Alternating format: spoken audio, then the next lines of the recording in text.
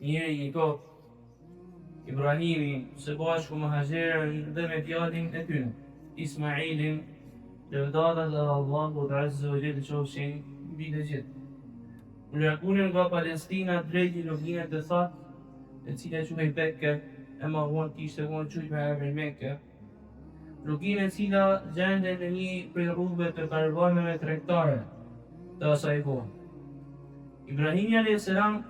atyre la Haxherën së bashku me djalin e tyre, edhe u kthy dhe nisi me u largu. Pra u nis për Ilanave. Haxhera i drejtohet Ibrahimit a.s. duke i thënë: Allahu amaraka bi hadha. Allahu të ka urdhëruar ty me e vepru këtë gjë. E kur i thot Ibrahimi a.s. që po, atëherë Haxherja i thot: idhen la yudayyi'una. Atëherë ai nuk ka për të na humbë ne, nuk ka për të na humbë pra Allahu Azza wa Jall, me imanin e fortë tek Allahu Azza wa Jall dhe me mbështetjen e qartë tek Allahu Subhanahu wa Ta'ala, ashtu siç ishte Musa alayhis salam i mbështetën tek Allahu Azza wa Jall me një mbështetje të plotë në momentin kur faraoni dhe ushtria e tij po e ndiqnin. Dhe ai ishte para detit, tha: kella inna ma'iya rabbi sayahdin, kurse si dhe mu është Zoti im, ai ka për të më udhëzuar mua. Në atë lugin nuk ishte ujë. Dhe megjithëse Haxherja dhe Ismaili kishin pak ujë, Ibrahimi a.s. i lahat. Kur ju marru uji, atëherë nisi fëmia me qaf. E Haxherja nisi me kërku ujë. Ato ishin dy kodra, kodra Safa dhe kodra Marwa. Të dy kodra janë kodra të cilat ecin edhe vrapojnë haxhilerët edhe ato që shkojnë me bë umre. Kur kryejnë ritin e haxhit dhe po kryejnë ritin e umres, ato duke njeh veprimin e Haxherës bajnë ecjen edhe vrapimin mes dy kodrave. Haxhera hypi në njërin prej kodrave, në kodrën Safa, se mos po gjete ujë, po nuk gjeti. Shkojnë në kodra tjetër për me kërku ujë dhe përpat nuk gjeti, edhe këtë veprim e bani 7 herë. Dhe mas 7 herëve e dëshpërume kthehet tek djali i saj, ndërkohë që gjen që në vendin ku ishte djali i saj kishte filluar me buru një ujë i begat. Uji i begat i Zemzem. E ky vend u kthy në vend qëndrimin e Haxherës dhe të djalit të saj Ismailit. Ky vend u bë vend pushim për karavanet që vishin në përshkretim, që udhëtorin e përshkretin e ma pun u zinu për vend edhe u ba me ka e begat. E kohë mas kohë ka vite Ibrahimi a.s. nga Palestina për të vizitu familjen e tij. E shihte se si u rritte djali i tij. E Allahu Azza wa Jalla një herë për herëve urdhënoi Ibrahimin dhe Ismailin a.s. që me ndërtu ose me rindërtu Qabën, vendin e parë ku njerëzit e kanë adhuru Allahun Azza wa Jall. Ndërkohë që ato punonin edhe ngrinin themelët e Qabës, e lutin Allahun Azza wa Jall. Edhe një prej lutjeve të tyre ishte që Allahu Subhanahu wa Ta'ala me sjell një profet, me sjell një dërguar prej mesit të pasardhësve dhe prej mesit të banorëve të këtij vendi, duke thënë Allahu Subhanahu wa Ta'ala ku tregon duan e tyre: قد ربنا وبعث فيهم رسولا منهم يتلو عليهم آياتك ويعلمهم الكتاب والحكمة ويزكيهم إنك أنت العزيز الحكيم. O Zoti jon dërgoi tek ato një të dërguar nga mesi i tyre, që t'ju lexojë shpalljet e tua, t'ju mësoj librin dhe rregullat e fesë dhe urtësinë e t'i pastrojë nga gjinohet me vërtet që t'je i plot fuqishëm dhe i urtë. E ky vend i begat i cili dikur ishte thjesht shkretim, sot ashtu ka më e pastër në rrezullin të sot. Është vend të cilin Allahu Azza wa Jall e ka shëtruar deri në ditën e gjykimit, a vendi i sigurt të cilin e madhnojnë zemrat e besimtarëve të Allahut Azza wa Jall. Është vendi ku adhurohet Allahu Subhanahu wa Ta'ala një edhe i vetëm duke mos ju shoqëruar ti shok në adhurim. Është vend në të cilin shohen veprat e mira, dhe po ashtu pesha e gjinoheve është më e rëndë se sa në vendet e tjera. Këtë vend nuk kanë mundësi, nuk ishin dhe nuk kanë mundësi me mbizu druzu dhulqare dhe të padrejtë. E njerëzit kanë vazhdu me të në mirësi, derisa të madhnojnë këtë vend dhe të japin një vlerë dhe pozitën që i ka kanë. As feja, as dyjaja e njerëzve nuk ka me të në rregull, qosa të nuk e madhnojnë dhe nuk i japin pozitën që i ka kanë t'i vend të lega.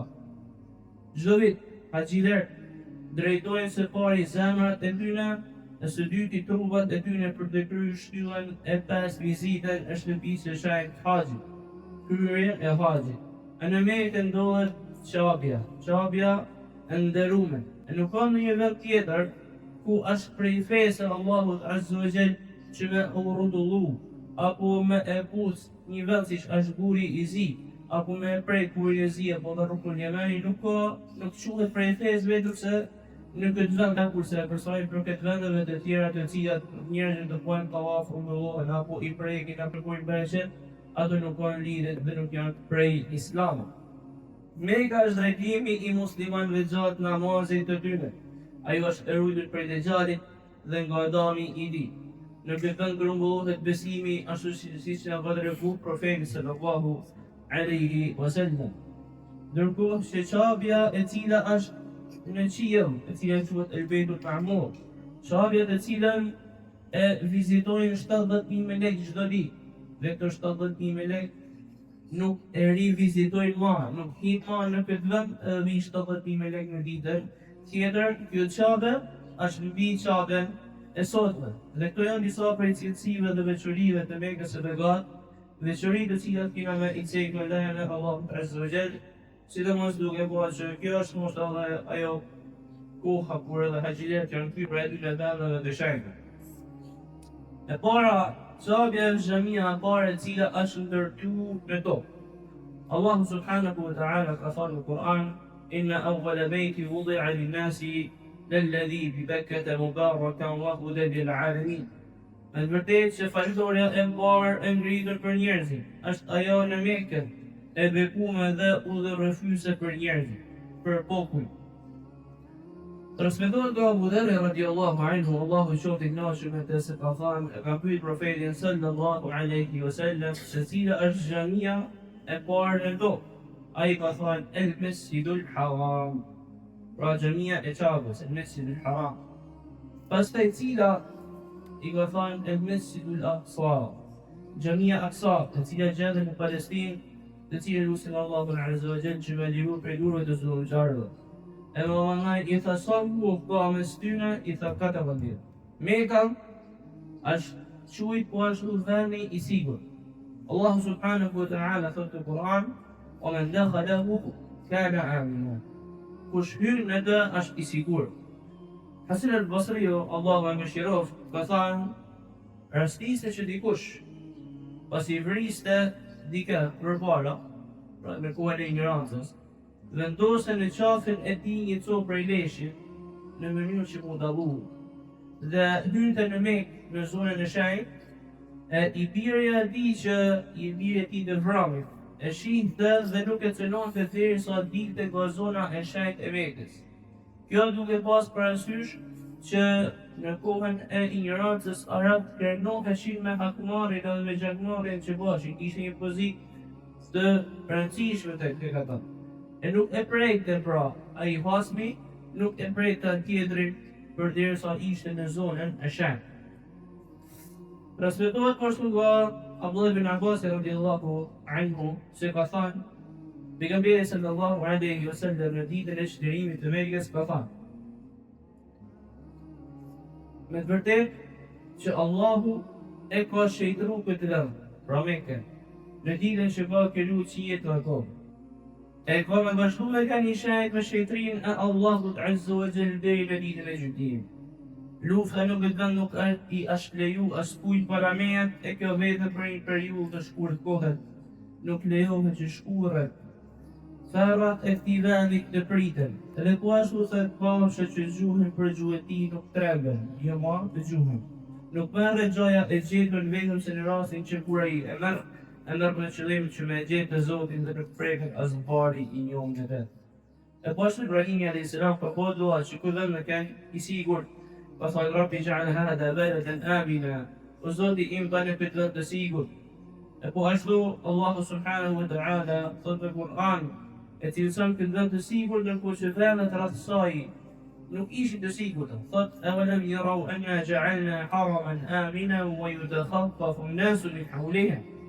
Valla nuk e shohin se si na ju kina vënë aty në një vend të shenjtë të sigurt pra Mekën, ndërkohë që njerëzit rreth tij grabiten.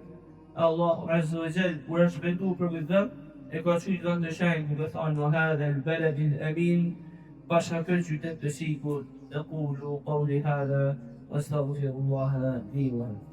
الحمد لله وحده والصلاة والسلام على من لا نبي بعده أما بعد. Vëllezër, Meka është ai vend të cilin Allahu azza wa jall e ka bërë të mallum në zemrat e muslimanëve.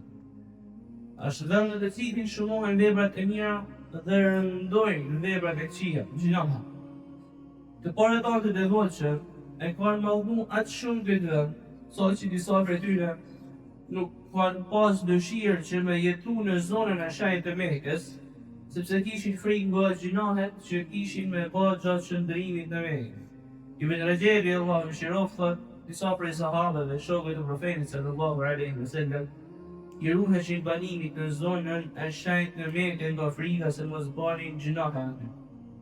Po ashtu në lidhje me shumimin e veprave të mira profetit sallallahu alaihi wasallam në ka treguar për vlerën e namazit në Mekë. Thot salatu fil masjidil harami afdalu min 100,000 fima siwa. Namazi në xhamin e shenjtë e Qabe është më me vlerë të sa 100,000 namaze në xhamit e tjera. Po ashtu vetë emërtimi i saj Mekka vjen nga termi arabisht Temukul Jabir. Ajo në kuptimin arabisht tregon që ajo shtyp edhe shkatron atë të cilin ka nzullum dhe pa drejtësinë e tij. Abdullah bin Zubair ka thënë: "Lam yaqsid hadha al-dar haqqu bi su'in illa qasamahu Allah." Allahu e ka shtyp dhe ka shkatruar secilin zullumçar në ndjemal që ka dashur me i pa keq Mekës. E pra secilin që ka cënuar shejtrinën atij vend, Allahu azza wa jall e ka dëshkuar me një dëshkim të rëndë. Allahu azza wa jalla tregon historinë e njerëzve të elefantit. E për këtë ka zbrit një sure të veçantë ku thot Allahu azza wa jalla: "Alam tara kayfa fa'ala rabbuka bi ashabil fil alam yaj'al kaydahum fi tadlil wa arsala 'alayhim tayran ababil tarmihim bi hijaratin min sijil faj'alahum ka'asfin ma'kul." Vallë, a nuk e dëgjuar se çfarë bani Zoti jot me njerëzit e elefantit? A nuk jo prishi aty në kurthin duke dërgu kundër aty në tufe zësh, të cilët i gjujtën me gur për i patës e tjemur, e kështu i bali si kashka dhe që në shtjell grunin i cili hahet prej kashëve e tjerë. Po ashtu Allahu azza wa jalla thot në Kur'an: "O me yurid fihi bi ilhadin bi dhulmin nudhiquhu min 'adhabin alim." Ata që synojnë me përdhos xhamin e shenjtë me zullum dhe pa të drejtë nga kena me i bashkë me shiju një dërim të rëndë të dëmshëm. E këtu një të gjithë llojet e pa drejtësive dhe për veprave të këqija. Abdurrahman Saadi Allahu mëshiroft ka thënë: "Në lidhje me zonën e shenjtë të Mekës njeriu e meriton dënimin, edhe nëse ka si qëllim me bë pa drejtësi dhe vepra të këqija aty pavarësisht se i realizon apo nuk i realizon. Nëse dikush dëshiron me bë vepra tipu tjetër por nuk i vepron, atëherë ai nuk dënohet. Pra e cili dënë më veprat që janë në Mekë edhe nëse nuk i bën Allahu ndeshkan edhe nëse jeton në vendet e tjera. Ndërsa Ibn Kathiri ka thënë, disa prej dietarëve kanë përmendur se ai që dëshiron me bë pa drejtësi dhe veprat të këqija në Mekë, Allahu e dënon me një ndeshkim të rëndë si pasojë të dëshirës që ka edhe pse nuk e realizon atë. E kjo nuk vlen për vendet e tjera, por nëse nuk e realizon qëllimin që ka, atëherë nuk dënohet vetëm për qëllimin e tij.